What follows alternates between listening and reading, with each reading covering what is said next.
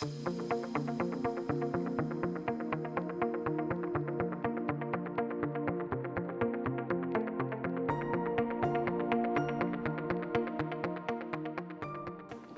afternoon, everybody. Welcome to Baccalaureate. Please rise in body or in spirit for the procession.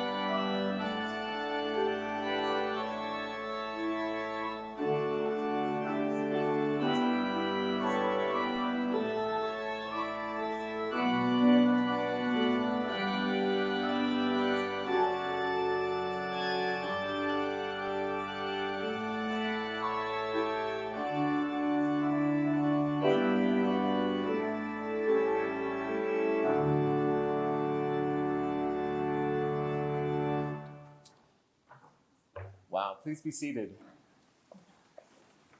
Good afternoon, everyone. Welcome to the Multifaith Baccalaureate ceremony for the class of 2023. Greetings and welcome to all who are joining us online as well.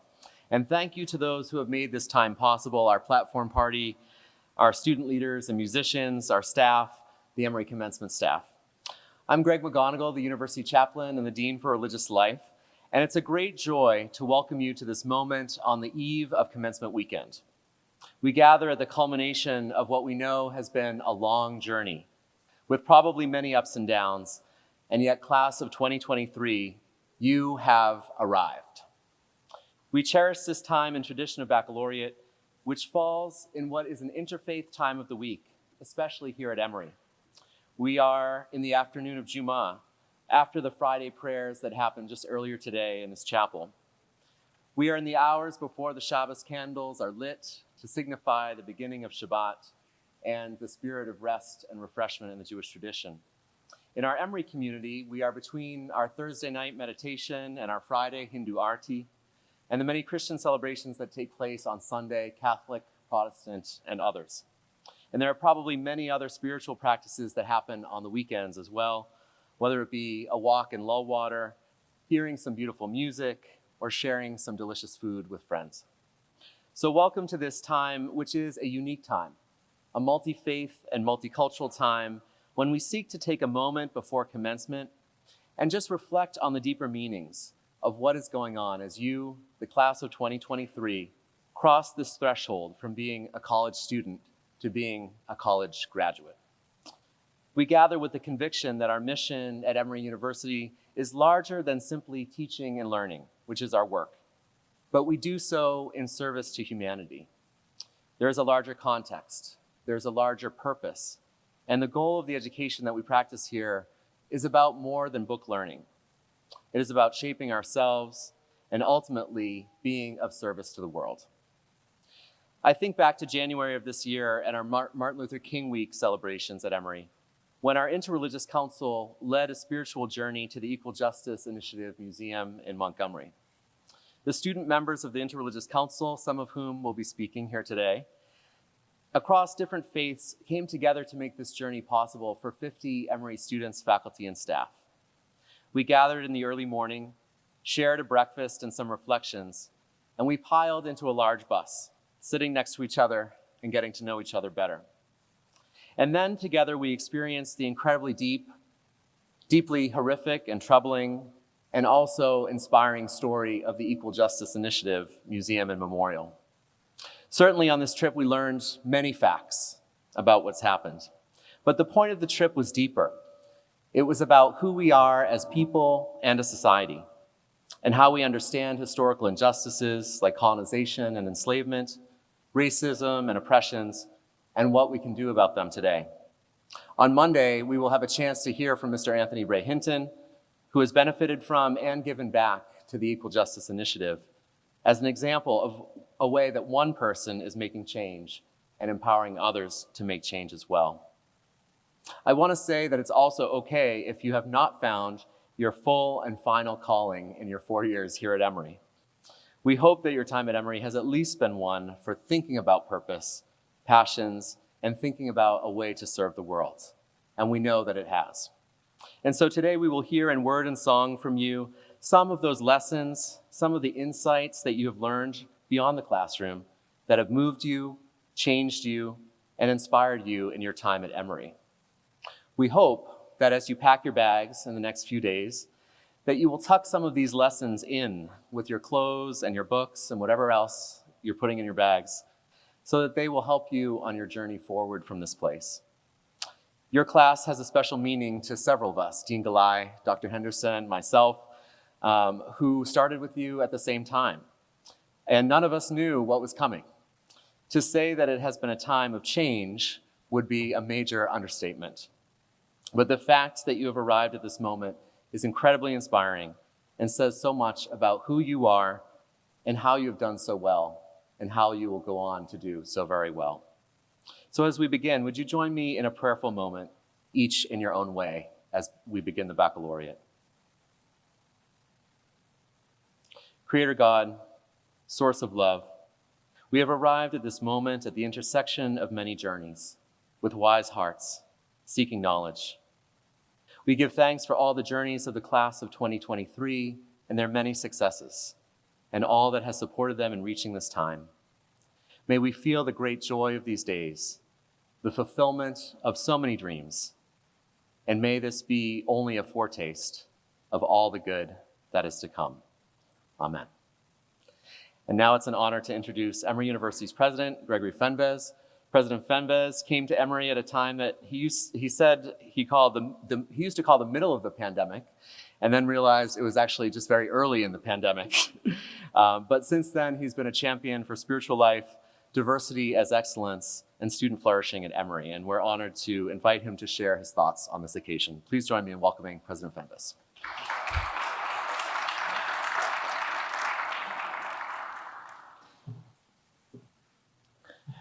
Well, good afternoon, and thank you, Dean McGonigal. So to everyone joining us this afternoon here in this beautiful chapel or online, thank you for participating in this amazing Emory tradition.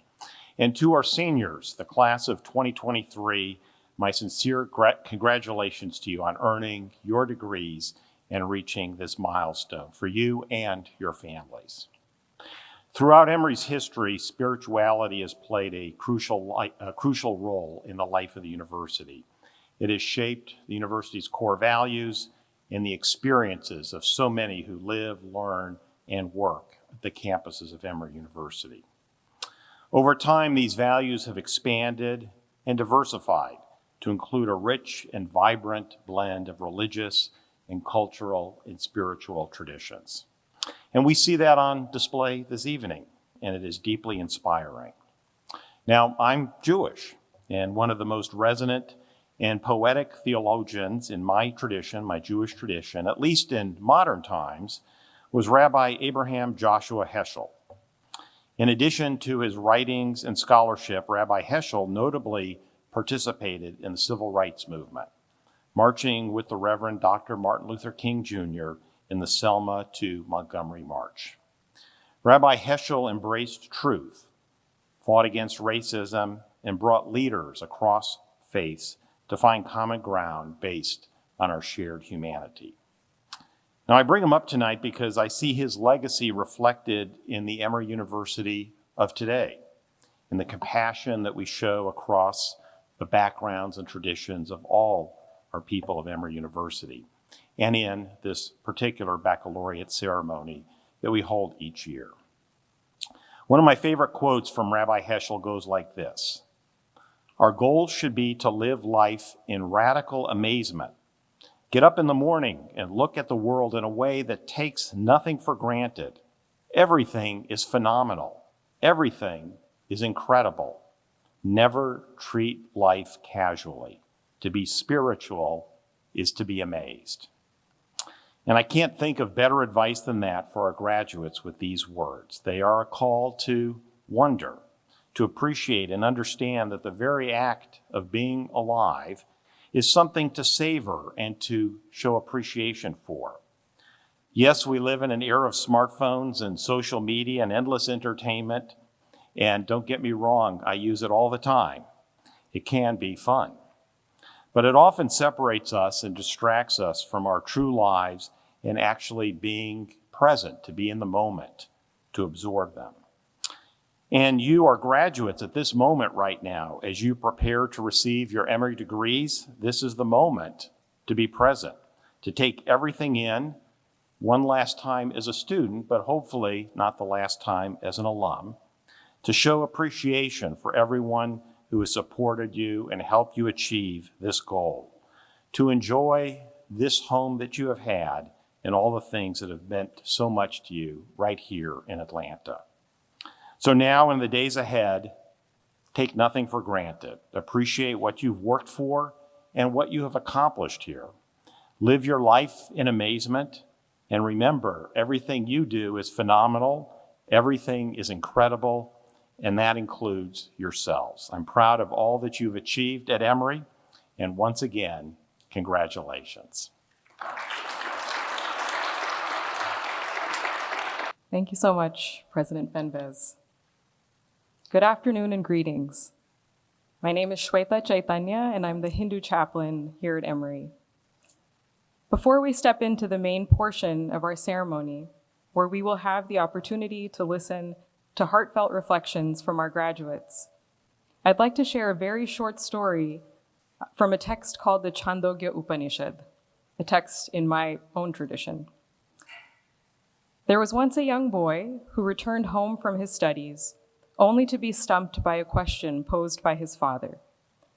Did you learn about that by which the unknown becomes known? The boy is puzzled and asks his father to tell him. The father proceeds to teach him, and the son listens.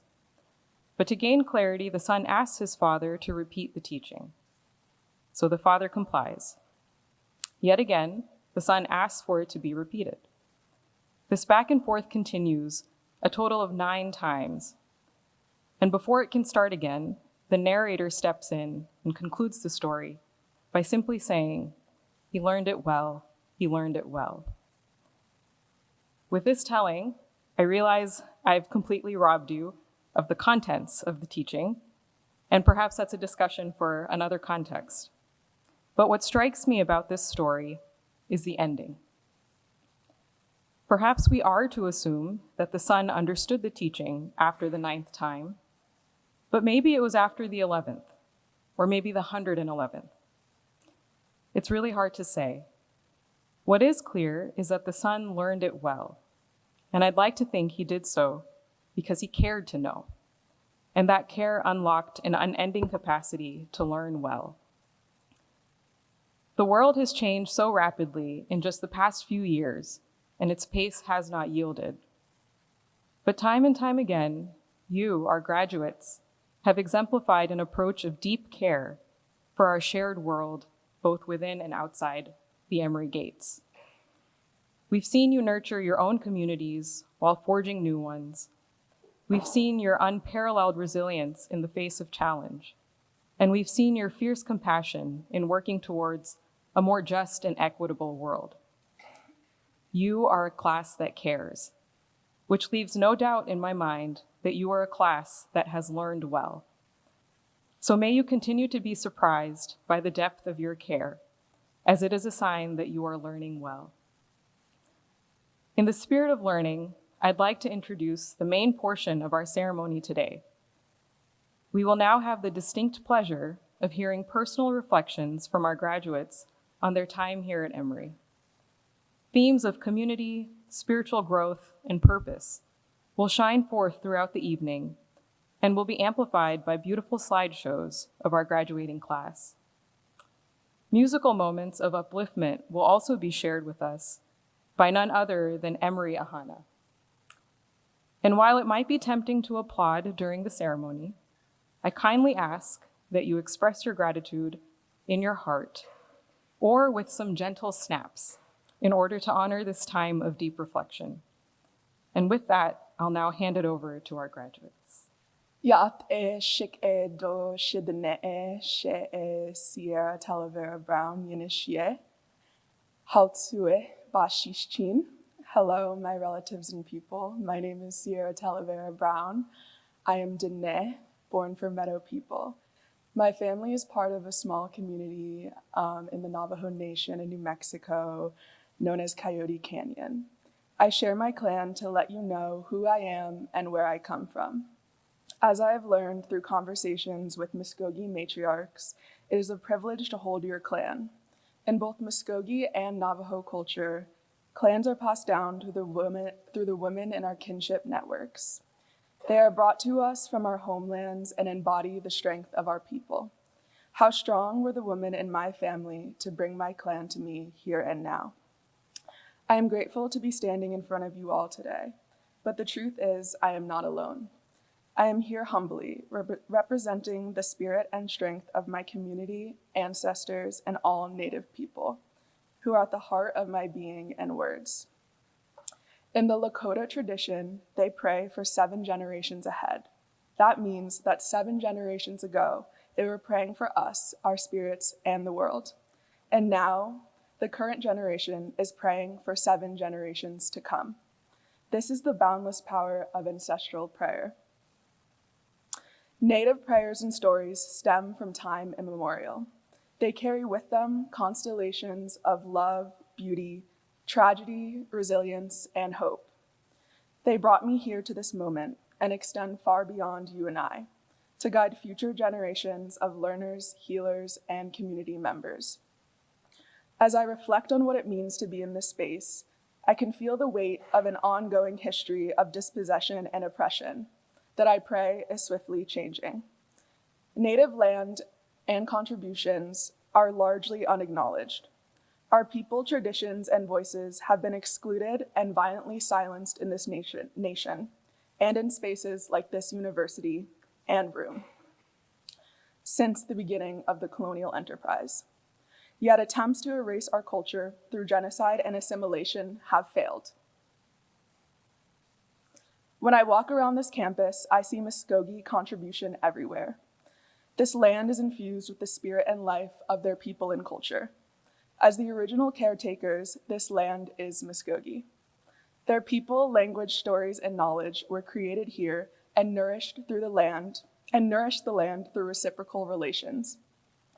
Through the work of the Language Path Task Force, I have had the honor of welcoming my relatives back to their homelands and feeling the rejoice of the earth and the trees as they hear the Muskogee language again. With the use of their language, there is a healing intimacy and deep-rooted relationality shared between the people and the land. This space and relation is entirely and uniquely Muskogee. This campus needs a physical space for Muskogee people and Native relatives, space for ceremony and community flourishing. Muskogee language nourishes not only the flora and fauna, but also the spiritual realm. Their language is medicine, power, prayer, and purpose. Its exchange harmonizes and balances the universe. In Dene tradition, illness is caused by a disharmony in the universe. On this campus, I have witnessed and felt the shared struggle for mental well-being among my peers and have also gone through challenges myself. I can't help but think what would be different if Muskogee and Native people had a presence on this campus. What kind of beauty and harmony would be brought to this land, this place we have called home for the past 4 years? I want to wrap up my words by encouraging you all to keep an open mind and an open heart to all spiritual traditions and healing systems. Reciprocal solidarity begins in your heart. Last semester, I had the honor of taking a course with Geshe Negi. Through this course, I was introduced to the teachings of Tibetan Buddhism, from which I noticed incredible similarities with those of my own tradition. Although apart in space, language, culture, and history, the Tibetan and Navajo people carry parallel ways of knowing, which are rooted in sacred cosmologies that expand deep into the past through oral tradition. Their similarities elucidate profound universal truths about the nature of healing and compassion. Tibetans and Navajos believe that we are all inextricably connected. Understanding and embodying this connection brings humility, a sense of responsibility, and is grounding. With a balanced body and mind, these qualities become compassion towards all beings and cultivate a deep appreciation and love for community. As we hear stories, accept them as offerings, bundles of medicines to lighten your journey. Embrace both the similarities and incommensurabilities of our stories. Continue to nourish your well-being and spiritual health. The message of peace and compassion goes out to everyone who accepts it. These words are for you, class of 2023, for my Muskogee relatives, and for the spirit and strength of all Native people. Thank you, Mado, Agone, peace. Good afternoon, everyone. My name is Nishan Satpathy, and I am a senior majoring in the Neuroscience and Behavioral Biology program here at Emory. Today, we're all gathered here on the eve of graduation weekend to immerse ourselves in a spiritual note of thanks for the lifetime of memories we've gained over the last 4 years. Embracing our various backgrounds, we came together and had faith to help us in shaping our journey here at Emory. Over the last month, with all the senior goodbyes and last days of classes, I've been asking myself, what would have happened had I not gone to Emory? What was the purpose? Now, even though I'll never know how my life would have been at a different institution, I do know the relationships I've forged, the lessons I've learned, and the memories I've made would not be the same. For those who know me, conforming to the norm is not my cup of tea. I find beauty in the differences that exist among us. I find beauty in understanding each person's history and how that has shaped us to be the person we are today. And that's why a verse from the Bhagavad Gita has stuck with me. Vasansi jirnani yatha vihaya navani granati naro parani tatha sharirani vihaya jirnani anyani sanyati navani dehi. As a person sheds out worn-out garments and wears new ones, likewise, at the time of death, the soul casts off its worn-out body and wears a new one. Now, I know what you're thinking. Why is he talking about death at a graduation? But hear me out.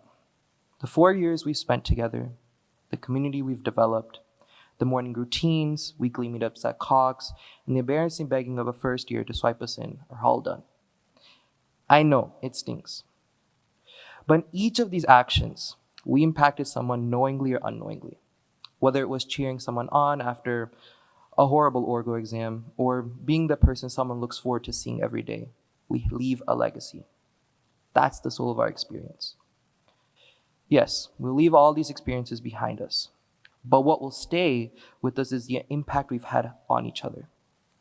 It's the heart of those experiences that will continue with us as we move into the next phase of life and shape the way we form new relationships and understand new experiences. And for me, being active in the Hindu community has certainly etched an everlasting influence. Planning weekly aartis, campus-wide events such as Navratri Garba, Diwali, Holi, and engaging in conversations on the application of ancient texts to modern life have all given me a new perspective on what it means to be a modern Hindu. More than anything, I've been blessed with the opportunity to find similarities between the various religious traditions on campus and discover the common thread that holds us all together, humility and kindness. Before coming to campus, my major association with religion, with my religion, that is, was in ritual practice. But the community I found on campus invited me to explore my own beliefs, truly read and understand the foundations for the tradition, and appreciate my community. It was in every instance of having to explain the purpose of our traditions and beliefs and values that gave me another reason to appreciate my culture and those around me. And it was this community that fostered an environment that promoted that kindness and humility in all of us. Now, I would end my speech with a goodbye, but I don't personally believe in goodbyes because it's in our power to determine whether we say goodbye or make an effort to stay in touch. And that's the challenge I give all of you. Take a mental note. Recognize who made that difference in these last few years and push yourself to continue that relationship 10 years from now. With that, I hope I didn't bore you with my words, but I'm truly grateful for everyone for providing a space that I could call home for these 4 years. Wishing all of you the best for the next chapter, and just remember, this is the beginning. And now I'll conclude with a Hindu peace invocation. Om Sarve Bhavantu Sukhinah, Sarve Santu Niramayah, Sarve Bhadrani Paschyantu, Ma Kaschid Dukkha Bhag Bhavet. Om Shanti Shanti Shanti.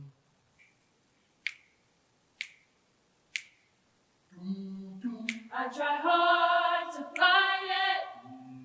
No way can I deny it. Your love so sweet, it knocks me off my feet. I get so weak in the knees, I can hardly speak. I lose all control, stand strong, it takes over in a day. Your love so amazing, amazing. I want you to stay with me, sit by my side, I swallow my pride. Your love is so sweet, it knocks me right off of my feet. Can't explain why your love, it makes me weak. Well, I don't know what it is that you've been doing, but it's caused me to act in such a crazy way. Whatever it is that you do when you do what you're doing, it's a feeling that I want to stay. Cause my heart starts beating triple time with thoughts of loving you on my mind. I can't figure out just what to do when the cause is pure as you. I get so weak in the knees, I can hardly speak. I lose all control, just got strong. It takes over in a day. You look so amazing, amazing. I want you to stay with me, sit by my side. I swallow my pride. Your love is so sweet, it knocks me right off of my feet. Can't explain why your love, it makes me weak. I get so weak, blood starts racing through my veins. I get so weak, boy, it's something I can't explain. I get so something about the way you do, the things you do, it knocks me right off of my feet. Can't explain why your love, it makes me. Can't explain why your love, it makes me weak. Can't explain why your love, it makes me. Why your love, it makes me. Why your love, it makes me weak.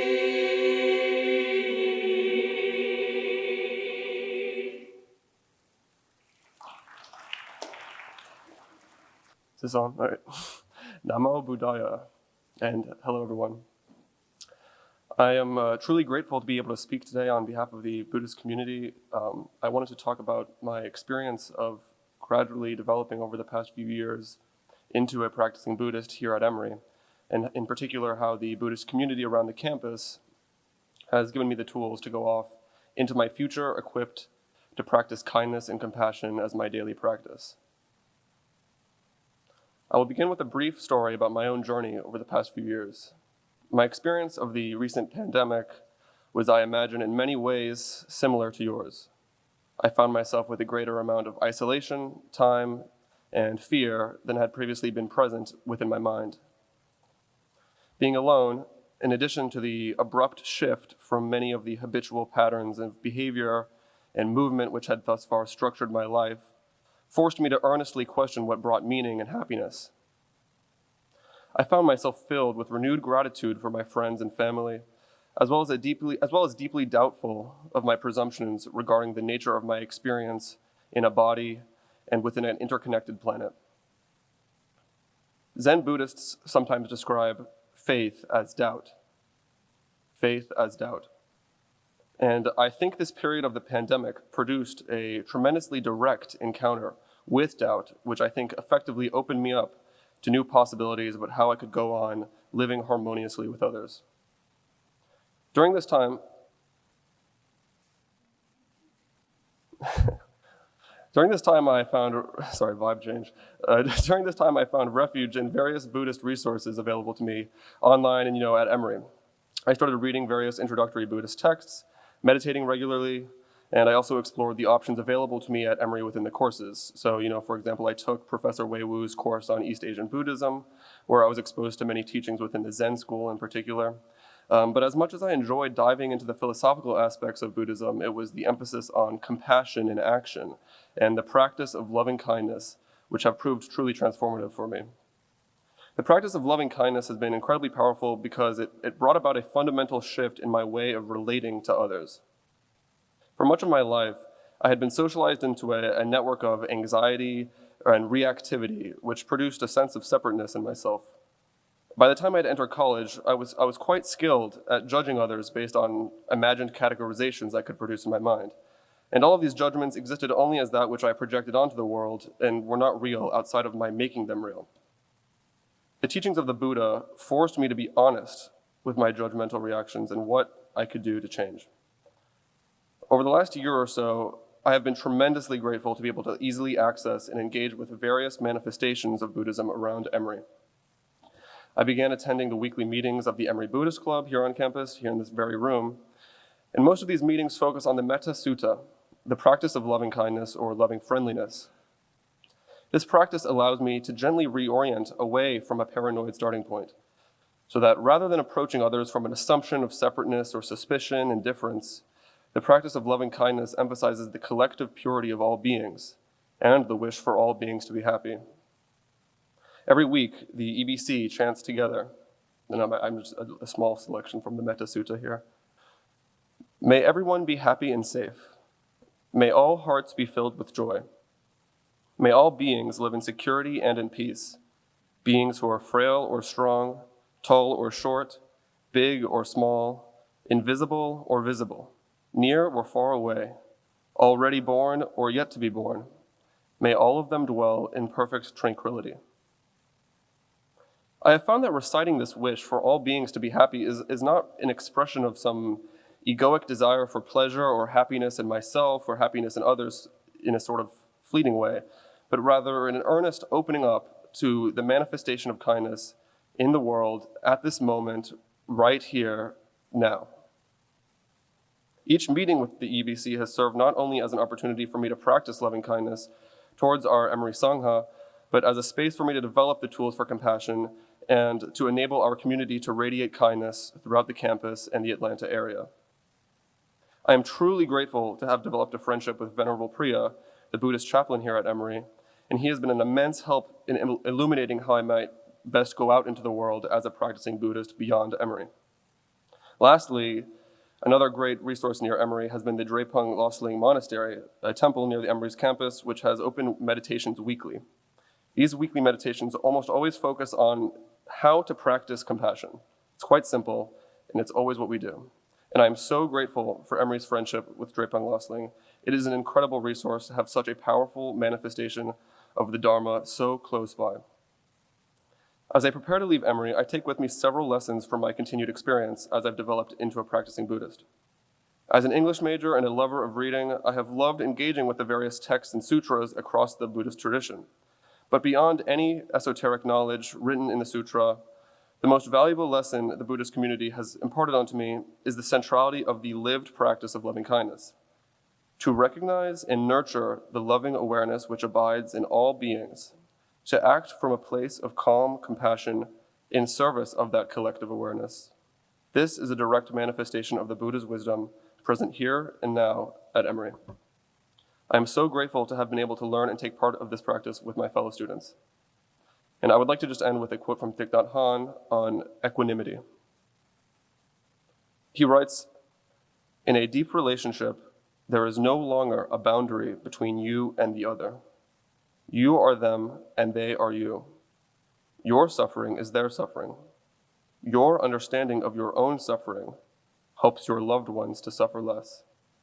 Suffering and happiness are no longer individual matters. What happens to your loved ones happens to you. What happens to you happens to your loved ones." Thank you so much. When we come into this world, our hands are clenched into fists, and we grab for things. When we exit this world, our palms are open, as if to release.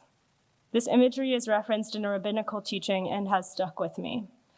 It visually represents the transition from a selfish to a global perspective. This describes the natural trajectory of human development over a lifetime, but also a path of intentional character development, where one trains to eventually become a giver. From the moment I arrived on this campus, I was very self-focused in my approach to religion. I came here with a commitment to myself that I would maintain Jewish observance and practice as religiously as I had the year before. I was a frequent attendee at Shabbat programming with Hillel and Chabad, and for Jewish learning and holidays, I participated with Maor, often going off campus to engage with the broader Atlanta Jewish community. Emory is located next to a huge, vibrant Jewish neighborhood in which families welcome students to their tables for festive meals and offer beds for students to sleep over, sometimes even asking their own kids to switch out of their rooms in order to accommodate student guests. These invitations to join families in celebration exemplify hospitality, what Judaism calls hachnasat orchim.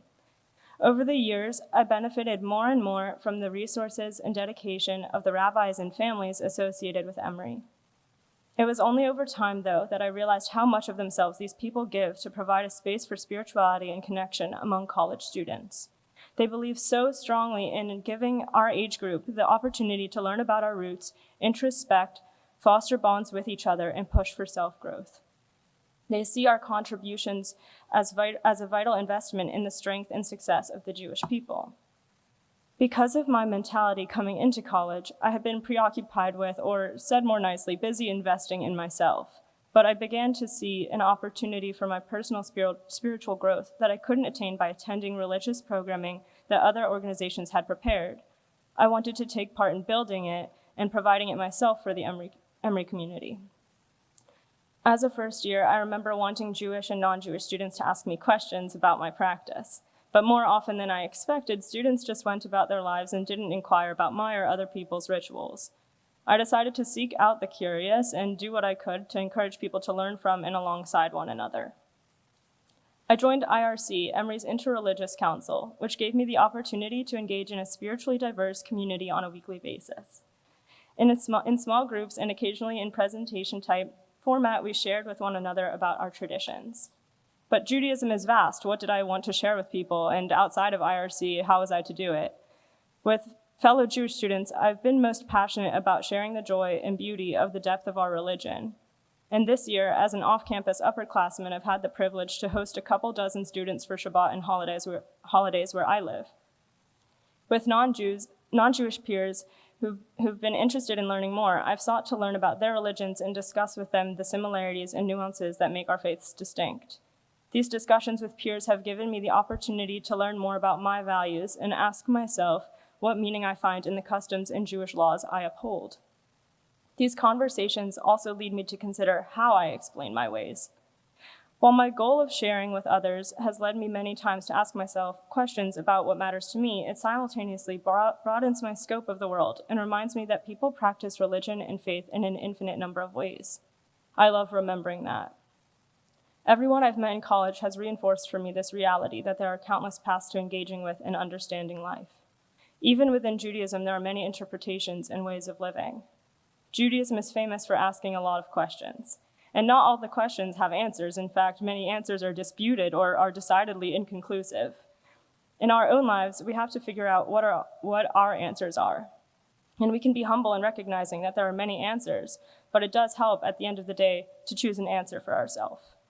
I've enjoyed sharing with others what I'm passionate about and have found it worthwhile to learn what others are passionate about. Jewish sages ask, "Who is wise?" and they answer, "The one who learns from everyone." Being strong in our own identities can give us strength to engage in spaces of difference. May we continue to find this strength in ourselves and continue to be curious about the wisdom of others.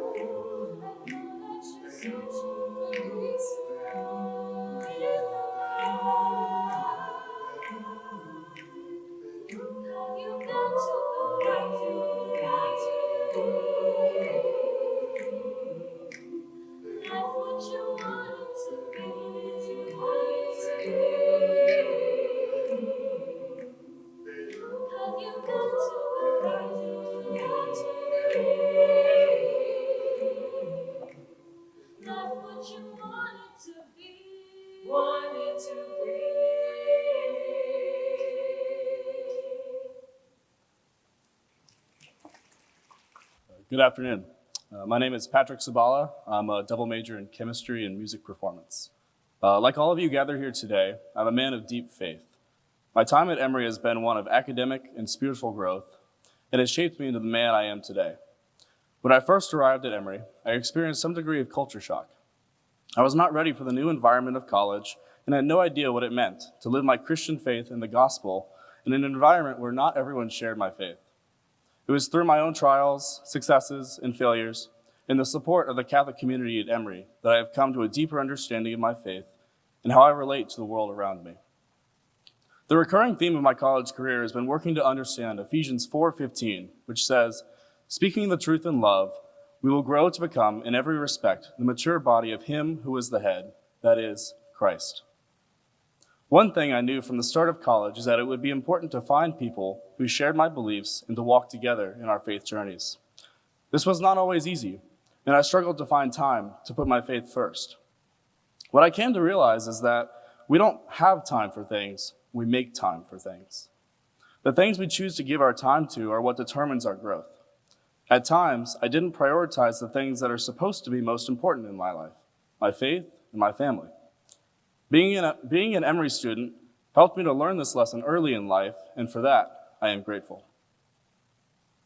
Many of my friends from high school went on to Catholic colleges, where most of their peers shared the same faith, beliefs, and values. There have been times I wish I had gone to one of these schools. I believe many of you may relate to the experience of struggling to find people to surround yourself with who have the same vision of faithful or godly living as you. Yet despite this, at the end of my time here at Emory, I'm immensely grateful that I chose to come here instead of those schools. Being at Emory has offered me the chance to interact with and love people who are different from me and who don't share my beliefs. Truly, my time at Emory has been a chance to live up to the admonishment, preach the gospel always, if necessary, use words. Yes, there are times when I am called to share my faith fearlessly and with words, but there are also moments when I simply need to share Christ's love for us with my actions. My time at Emory has been one of spiritual growth because of the community that has surrounded me. Like you all, I have had many spiritual leaders and mentors throughout my life. While at Emory, I found people to look up to as model examples of living the Christian life. I even discovered that one of my favorite professors was Catholic, too. Seeing her example of fearless Christian life has been and will continue to be inspiring to me, and I know the bond that I've made with this professor will be lifelong. I'd like to conclude by sharing from a prayer that has been a great source of spiritual consolation for me these last 4 years from St. Padre Pio. This prayer has helped me to remain focused on what is most important in my life and faith more generally. Stay with me, Jesus, for it is getting late, and the day is coming to a close, and life passes, death, judgment, eternity approach. It is necessary to renew my strength so that I will not stop along the way, and for that, I need you. It is getting late and death approaches. I fear the darkness, the temptations, the dryness, the cross, the sorrows. Oh, how I need you, my Jesus, in this night of exile. Stay with me, Lord, for it is you alone I look for. Your love, your grace, your will, your heart, your spirit.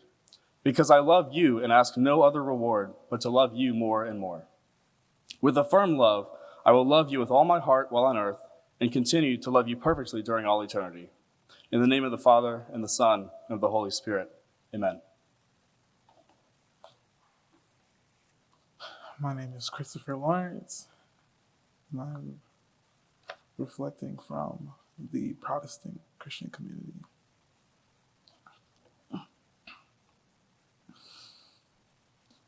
One of my favorite stories that relates to my faith is the story of Abraham.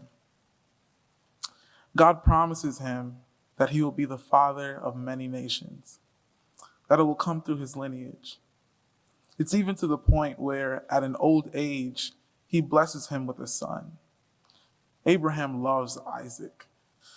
As my Jamaican family would say, I'm one little boy. Later on in the story, Abraham is charged with returning him to God.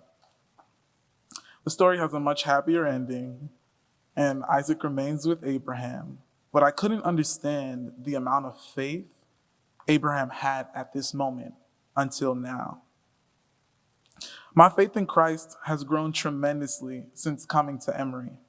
Being 800 miles away from my family, I had to mature very quickly. I had to trust God deeper than before.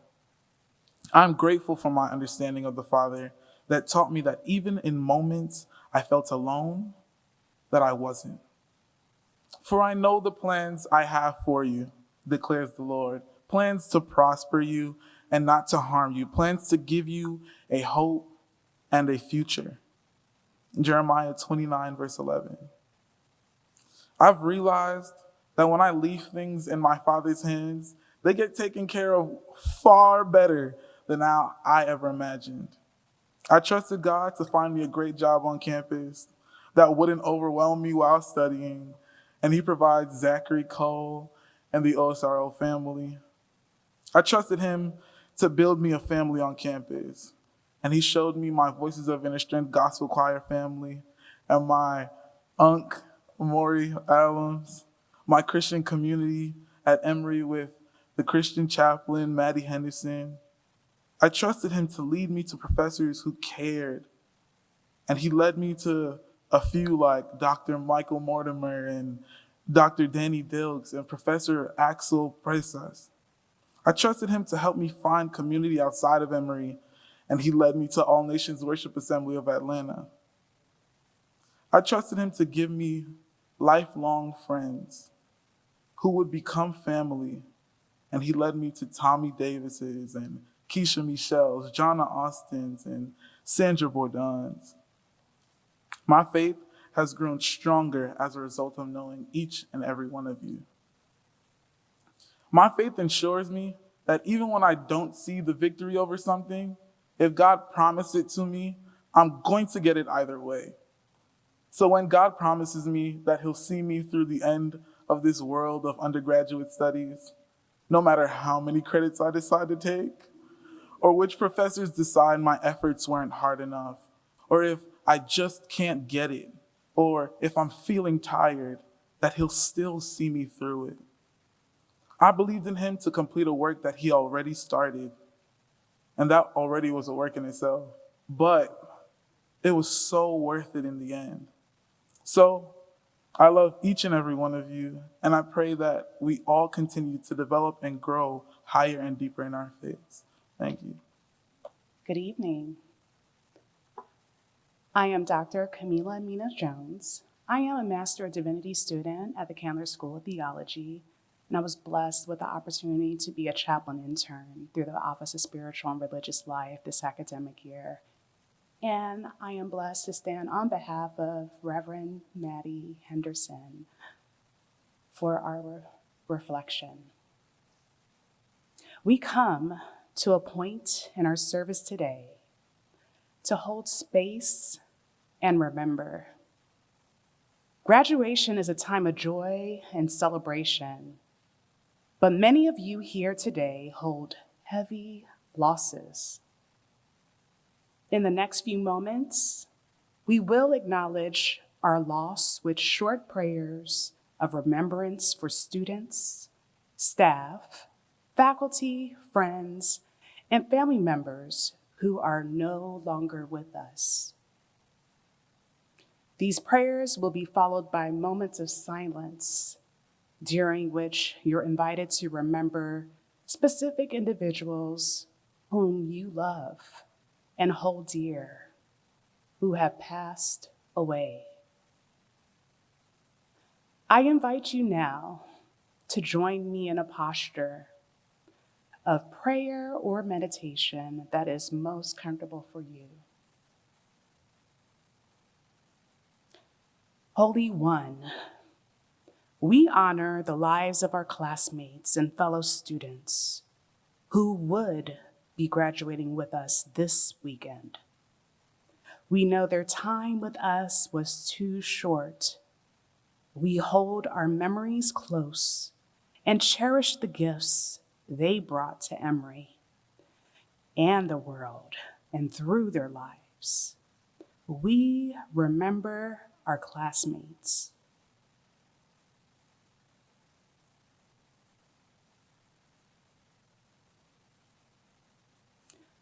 We give thanks for Emory staff members who enhanced our campus experience through their talents, encouragement, and mentorship. We promise to pay forward the love we received from them during our time together. We remember our staff.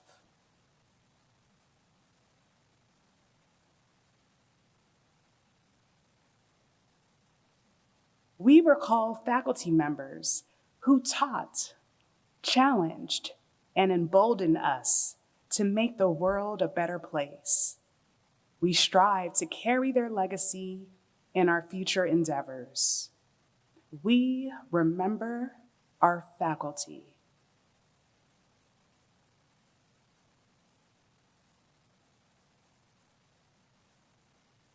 We treasure the lives of our friends outside of the Emory community who are no longer with us. We hold tight to our memories of them and to the impact they made on our lives. We remember our friends.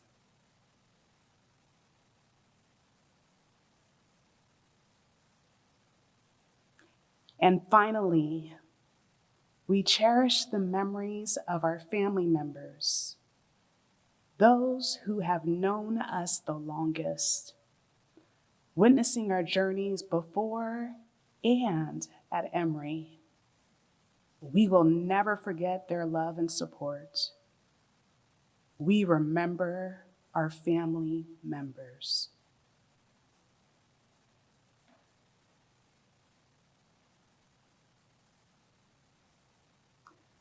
For all of those we love deeply who are no longer with us, we remember. Amen.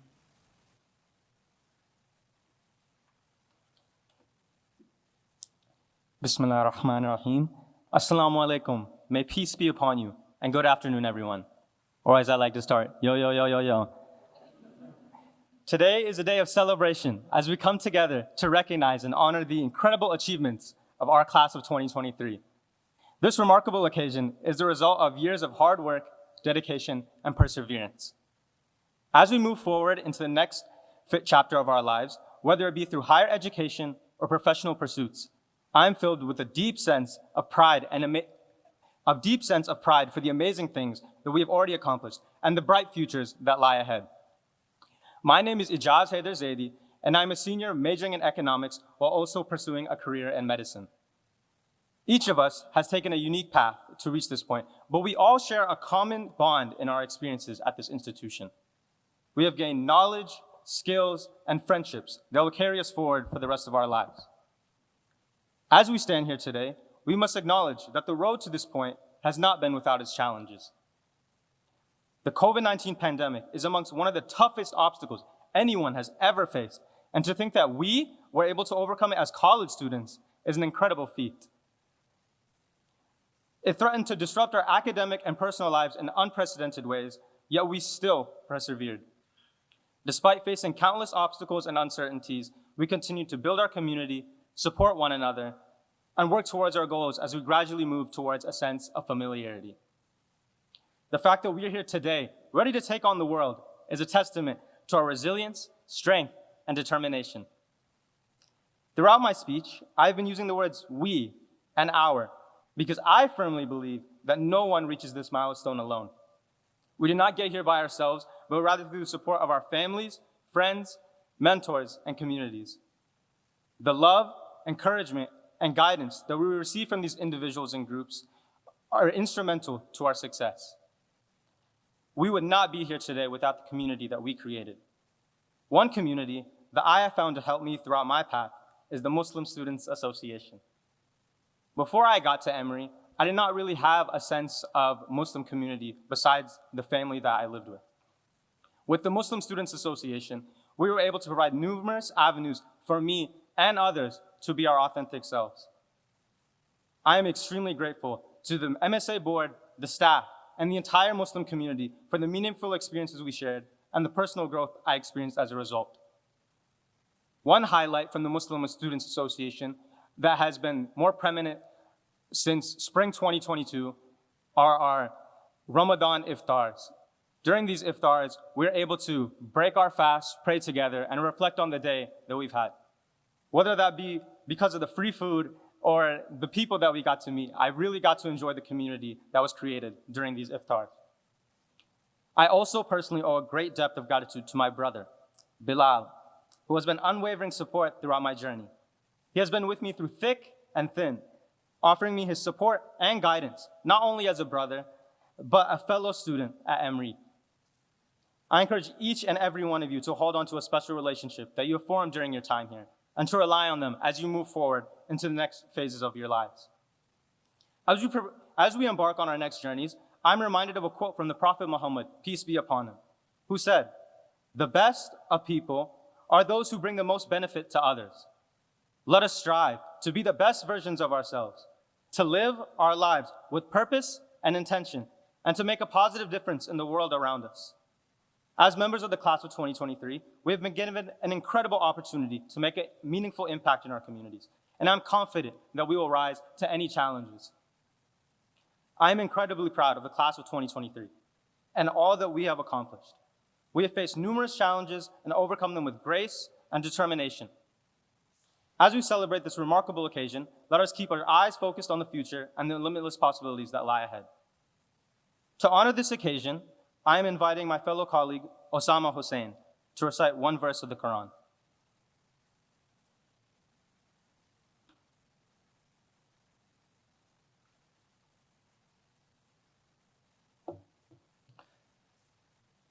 أعوذ بالله من الشيطان الرجيم بسم الله الرحمن الرحيم يا أيها الذين آمنوا كلوا من طيبات ما رزقناكم يا أيها الذين آمنوا كلوا من طيبات ما رزقناكم واشكروا الله إن كنتم إياه تعبدون صدق الله العظيم. O believers, eat from the good things we have provided for you, and give thanks to Allah if you truly worship Him alone.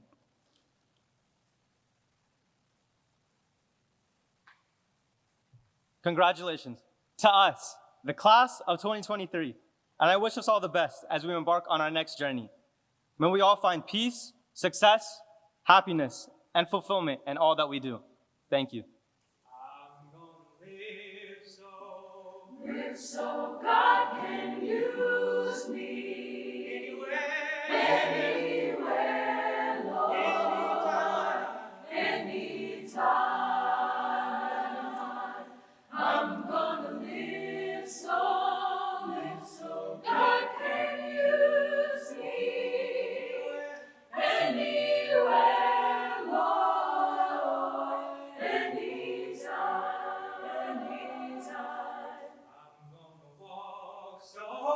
Walk so God can use me anywhere, Lord, anytime. I'm gonna walk so God can use me anywhere, Lord, anytime.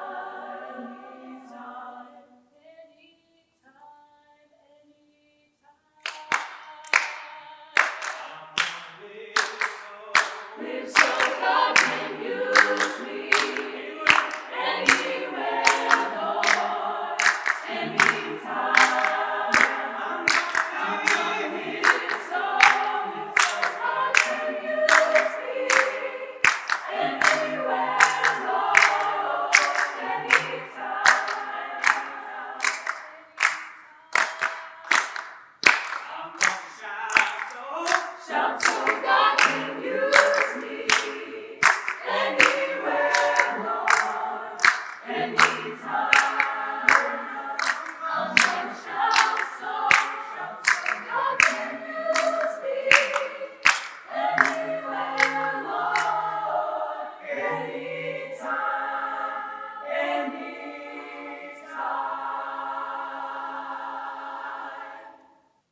Assalamu alaikum. Greetings of peace and good afternoon.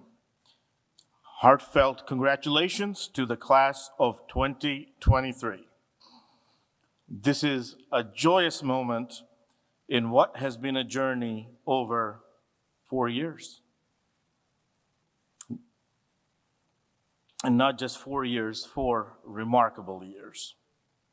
This is a creative group, a triumphant group, a resilient group. You are phenomenal. And how amazing all of you are. We had just completed a semester in college. And as the university turned the corner into the rhythm of spring semester and hit a stride, more and more cases of COVID-19 were being confirmed all over the world. It was spring 2020. You were on spring break when the unexpected message came to wrap up your things and get prepared for online learning. Something you probably had never imagined coming out of high school. And what little we knew about the virus in the early going. There were no vaccines yet in the marketplace, but that would change very soon. Our healthcare heroes that we owe a lot of gratitude to, and how the pandemic changed how we learned, and surely there was a lot of online learning. You adapted, you shaped how we interacted and how we socialized. 2 years later, with vaccine cards in tow, and thank you for caring for each other and everybody around you. You made it through, we made it through. And the triumphant return of the students to campus was palpable. As our gold and blue returned to in-person learning at the end of January 2022. And as the calendar turned to February, routine student activities emerged with some modifications to ensure the highest levels of safety. And soon we were at spring break. And in 2022, the world around us saw the beginnings of the war in Ukraine. The summer saw the catastrophic flooding in Pakistan during the monsoon. And we all saw the world coming together at the World Cup of Soccer, also known as football in a Middle Eastern country for the very first time. Its theme song, "We Are the Dreamers. We make it happen because we believe it." It sounds like the class of 2023 to me. You are truly remarkable. Your experience so unique compared to those who came before you or those who will come after you. The online learning, the in-person learning, the hybrid learning that you have thrived in despite so many challenges. Your resilience, your creativity, your imagination, your ability to adapt in the academic context and life is just so admirable. You have navigated the social challenges of our time and found ways to enhance the experience of both peers and strangers through service, expressed your needs, and shared your feedback proactively. The world changed, and you changed the world. And however, as we did a little earlier, we would be remiss not to acknowledge the grief and the sadness and the concern around the illness of family members and the passing of loved ones during the pandemic. How many classes can claim an experience like yours? And the value of the Emory degree has gone up, even as evidenced by the really low acceptance rate, bolstered by all the investments our administration has made at this university. And you took it higher, and the class of 2027 that got admitted has taken it even higher. It's the same Emory degree in that beautiful blue jacket that those before you have received. So good for you and good for me. I have 3 of those at home. Now go forth and continue with a focus not only on your personal well-being and career achievement, but also work to transform this world for the better. Apply what you have learned in the service of humanity. Pursue social justice to no end. End food insecurity and aspire for a hope-filled world. Go forward into this world and shape the future. Care for our environment and be excited about lifelong learning that awaits you ahead. This moment is all about you your achievement, and all the people who supported and inspired you to get here. As I offer congratulations, I will end with a reading from the Holy Quran, the reading of which is a blessing itself, and this is a supplication.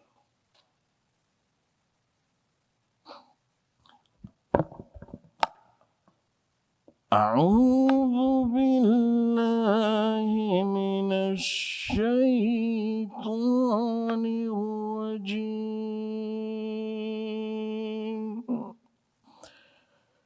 بسم الله الرحمن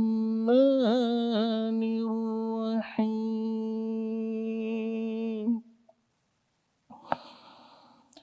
وقل أدخلني مدخل صدق وأخرجني مخرج صدق واجعل لي من لدنك سلطانا نصيرا.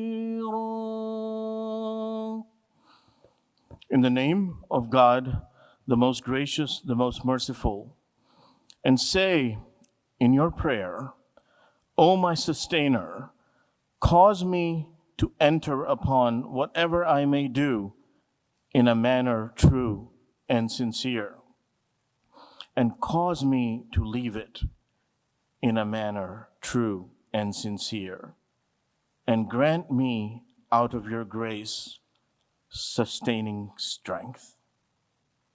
This is Surah Al-Isra, Ayah 80, the Muhammad Asad translation. Go forth, class of 2023.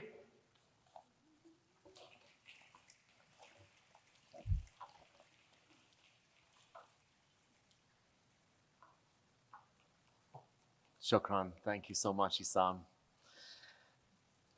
It's always good to hear from one eagle, let alone a double eagle and a triple eagle. So thank you for blessing us with those words. Friends, our baccalaureate is coming to an end, and our provosts and deans have wishes and blessings that they wish to share with you as you depart on your journey from Emory. So please join us.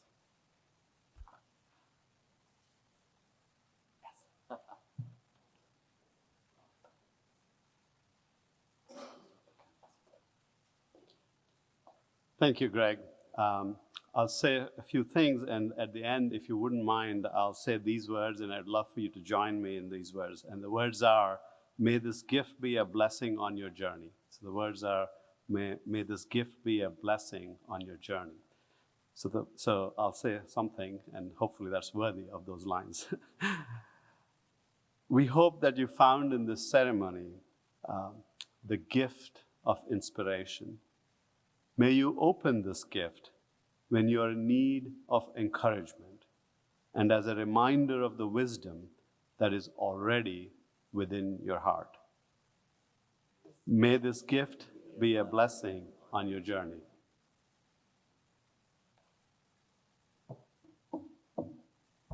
I would also start with yo, yo, yo, but that's for my generation. Those are our words, but I will let you use them. Good afternoon. My name is Inku Galai. I'm Senior Vice President and Dean of Campus Life. And we hope you have found in this ceremony the gift of a fond farewell.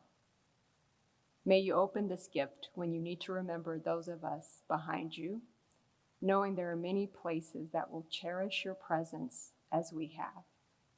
May this gift be a blessing on your journey. Good evening, Dr. Carol Henderson, Vice Provost for Diversity and Inclusion, Chief Diversity Officer, and Advisor to the President. We hope you have found in this ceremony the gifts of celebration and of gratitude. May you open these gifts in the moments on your journey when your humanity is stretched and when you need to celebrate and reflect on how far you have come. All May this gift be a blessing on your journey.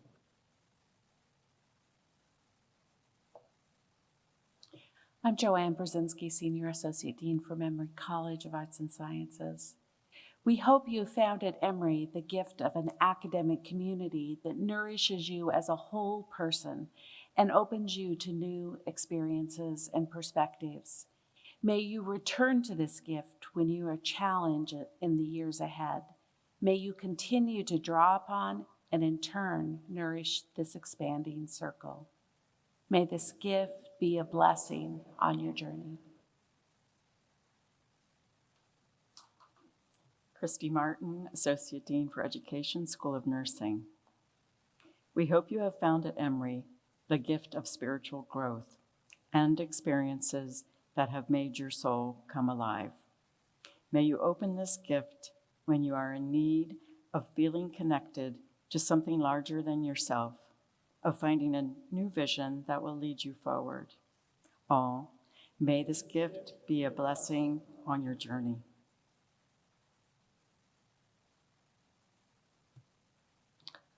Jill Perry-Smith, Senior Associate Dean for Strategic Initiatives, Goodsweater Business School. We hope you have found at Emory the gift of a sense of purpose, of seeking the ways that you wish to live in the world. May you open this gift when you are in need of seeing how your gifts match the world's needs. May this gift be a blessing on your journey. May all of these gifts be blessings on your journey. We send you forth with them and with every good wish for your flourishing in the future. Amen. Thank you. Friends, our Multifaith Baccalaureate ceremony has come to an end. As our leaders make their way back to their seats, just a reminder that this ceremony is followed by a festive reception downstairs in the Brooks Commons. We hope that you will join us there. Seniors and families, we wish you a joyous commencement weekend. Congratulations on all of your many, many accomplishments. We will see you throughout the weekend and at the university commencement ceremonies on Monday morning on the quad. And may everyone go forth from this occasion in peace. Amen. Please rise in body or in spirit for our recessional.